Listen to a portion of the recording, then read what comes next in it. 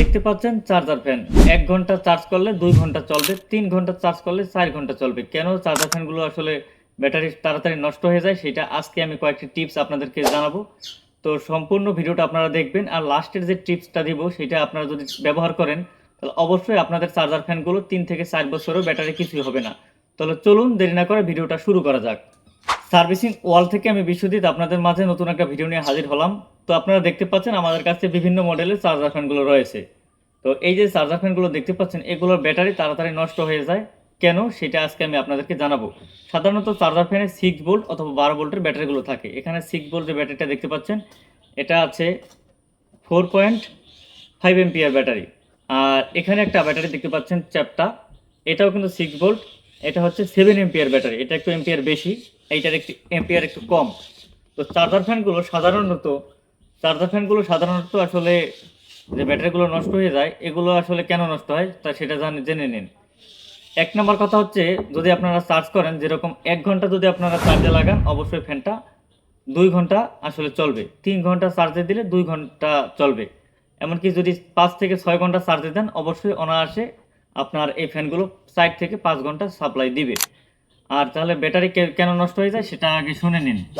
যেমন আপনারা যে কাজটা ভুল করেন, আপনারা সারা রাত এই চার্জার ফ্যানগুলো চার্জে দেন। তো চার্জার ফ্যানগুলো যদি সারা রাত চার্জে দেন তাহলে কিন্তু অবশ্যই এই ব্যাটারিগুলো কিন্তু ফুল চার্জ করার পরে কিন্তু আসলে ব্যাটারি ফুল কাট হয়ে বন্ধ হয়ে যায় না।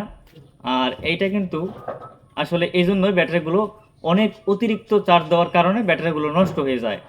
আর যেটা আসলে বলতে চাচ্ছি, অনেকে আছে আসলে চার্জে দিয়ে আসলে ফ্যানগুলো চালান।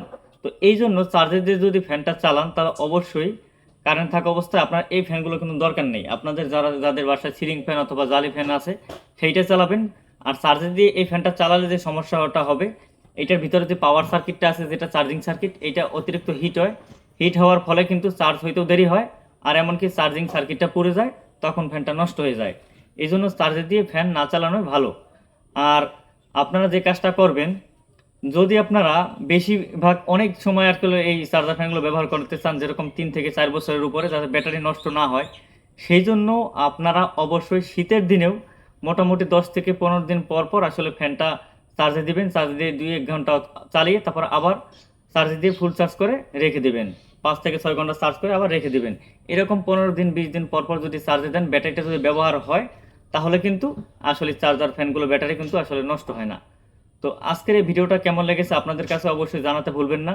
আর অবশ্যই আপনি কোন জেলা থেকে ভিডিওটা দেখতেছেন অবশ্যই কমেন্টস করে আপনার নাম আর জেলার নাম লিখে যাবেন।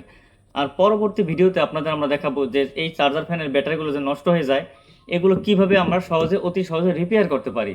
তো অবশ্যই ভিডিওটা দেখার জন্য সবাইকে আবার ধন্যবাদ জানাচ্ছি। আর আজকের মতো বিদায় নিচ্ছি সার্ভিসিং ওয়াল থেকে। ধন্যবাদ সবাইকে।